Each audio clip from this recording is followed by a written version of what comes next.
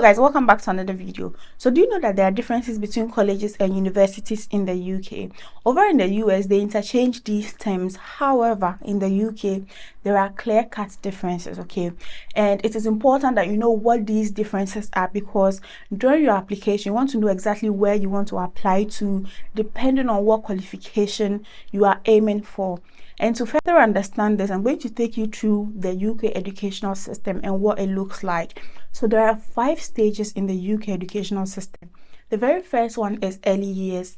The second stage is primary years. The third stage is secondary school. So these first 3 stages are very much compulsory, but the next 2 stages after that are not compulsory. Depending on what exams you take during secondary school, you get to choose whether you want to go to further education or higher education. So colleges fall under further education and then universities fall under higher education. Apart from that, the qualification that these two offer are totally different, okay? Qualification that you get when you attend a college are a diploma, a foundation degree, HNC, higher national certificate, HND, higher national diploma, and international baccalaureate. And when you attend a university, you get to choose undergraduate or postgraduate qualification. So you see that these two are totally different. For the purpose of this video, when I say schools, I mean colleges and universities. So the very first one is by doing that yourself, and the second one is by going through what we call UCAS.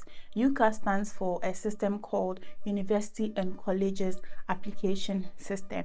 I'm going to go into details how both of these options work. So if you're applying to schools in the UK and you want to do that by yourself, you have to go to the internet and search maybe colleges or universities in the UK that offer so and so program, a course of your choice, okay?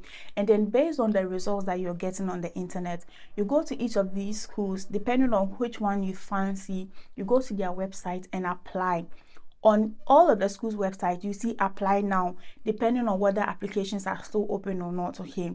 Then you go ahead and you apply, you upload all of your documents. If you don't know what documents you upload, watch my previous video before this one. I enlisted all of the documents that you need to ensure a successful application.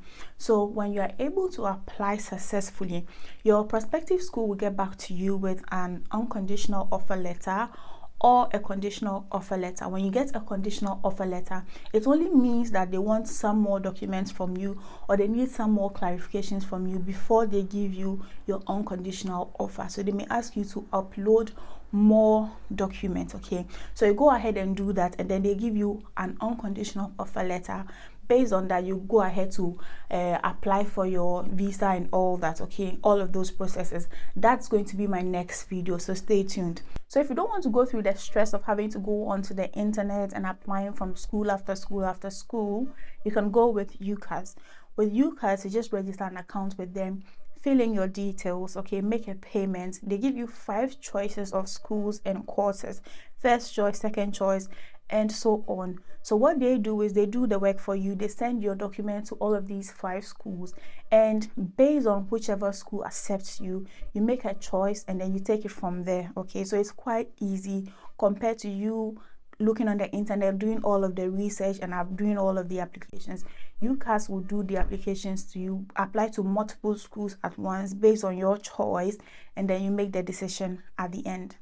So how much is it going to cost you to use UCAS? There here you say, for the year 2023 entry, the application fee is £22.50 for a single choice. So you may not want to go with 5 choices, you want to go with just one, you pay £22.50. But if you want to go with all of the 5 choices, it's £27 exactly, okay, on the dot. But if you are applying for the 2024 entry, they are not giving you the choice of one. It's automatic 5 choices, and for that one you are going to pay £27.50 for the 5 choices. So what you want to do is go to the web browser on either your phone or your laptop, type ucas.com. It's the very first option. When you click on there, it takes you to the UCAS website. Look on the top right corner where it looks like a picture of a person and click on there. There are 2 options over there, log in and register. If you have login details, you can log in, but if it's your first time, then you have to register.